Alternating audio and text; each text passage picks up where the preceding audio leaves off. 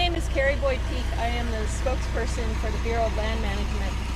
This Knolls Fire started yesterday afternoon on the east side of Lake Mountains, and it pushed north and it got as far north as Village Parkway last night.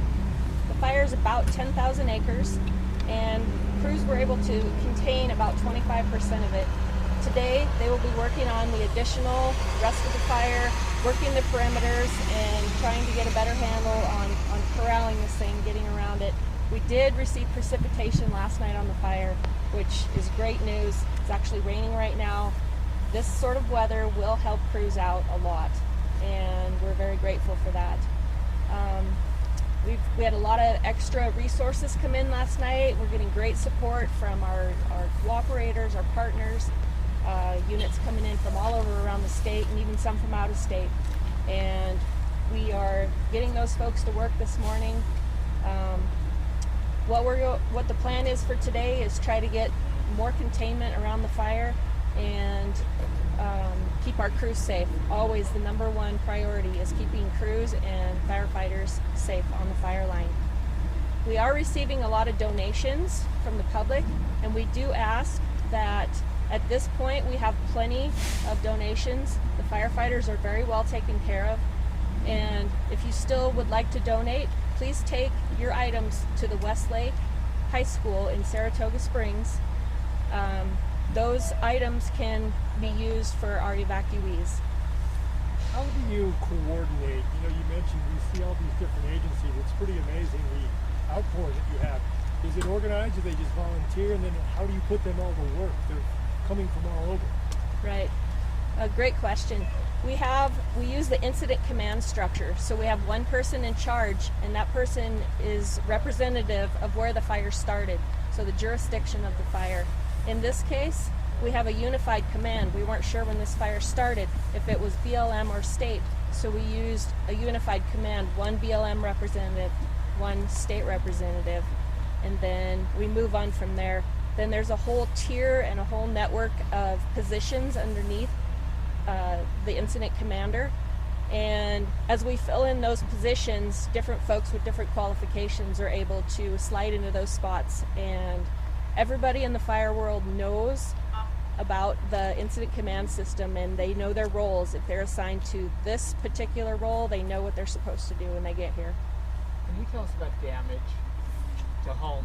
I think Dave will talk a little bit about damage here in just a minute. He's a representative of Saratoga Springs. How many crews do we have right now? Last count, there was about 200 to 250 people on the fire line. We have hot shot crews. We have a lot of engines on this fire. We have some aircraft assigned to this fire too, although yesterday we weren't able to use them due to the high winds. And again, how is weather impacting efforts this morning? Could you repeat that? Weather impacting efforts this morning? Weather's definitely on our side this morning. It will help us get a handle, hopefully, on this fire today, if not in the next few days. I don't have an estimate of what time the helicopters will be up. But they are scheduled to be here today. I did not hear word about helicopters or aircraft. They're assigned to this incident. However, with the weather the way it is, at any moment they can be pulled away to go to another start. It seems crazy. Can the fire still be burning with all this precipitation? I mean, is that something that... Right. Yeah, it does seem crazy to be talking about fire while we're standing in the rain, but yes, these lighter fuels, like what this is burning in, all it takes is a little bit of dry weather and they can rekindle. So we will have crews on this fire for a couple of days. The cheatgrass and the pinon juniper that it's burning in up there, it will dry out, and this weather will definitely help our firefighting efforts. But all it takes is a little bit of wind later tonight and dry weather to dry out those fine fuels, and we'll be right back into it, taking off again. What about the investigation into the cause? The cause is still under investigation. I don't have any information about that. Should we talk evacuations now? Okay. So I'm Dave Johnson. I'm the public information officer for the city of Saratoga Springs, as well as our fire and police. Right now, the current evacuation order is still in place. The map can be found on our website as well as on our social media. Anything in the yellow, homes are able, or residents are able to come back to their homes, but they're still under an evacuation warning. So there's the potential that if the fire, gets back up and threatens homes again, that they will be evacuated again.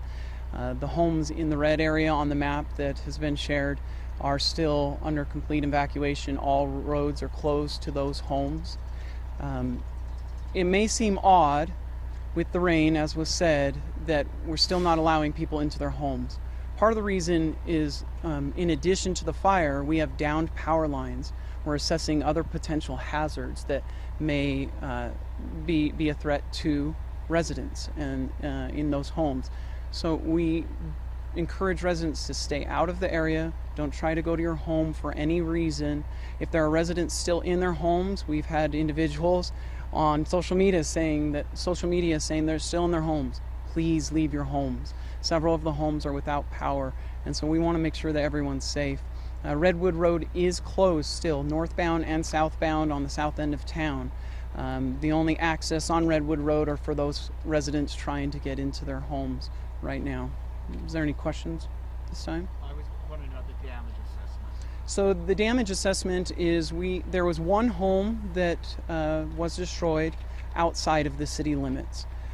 There were 12 homes that sustained some damage, and then I believe there are 18 homes that had fences destroyed, 9 homes with other types of property damage, and 1 home with a shed that was destroyed.